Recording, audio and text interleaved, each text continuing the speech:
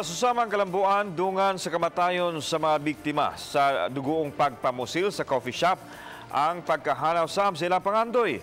Mag-graduate unta karong Hunyo ang psychology student sa UP Cebu nga si Katie Ramos, 21 anyos. Working student siya ug usaw-usab ka student leader. Hilabihan kagoon ang Gipatay siyang pamilya sa netabo. Samtang laing namatay ang 29 anyos nga si John Michael Hermoso, kinsa managing owner o roaster sa maong coffee shop. Una siyang na-feature sa Balitang Bisdak. Hulyo sa miaging tuig, siya ang pagkakampyon sa usa ka latte art competition.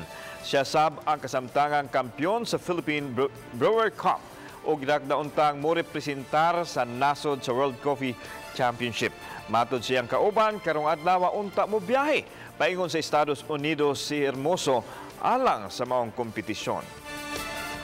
Ang iyang vision gyud is ibutang gyud ang Cebu no sa map, and then it's so sad na the champion siya, the first na to represent Philippines to the world. So ang iyang kinabuhi naara gyud sa sa kanang how to make excellent specialty coffee.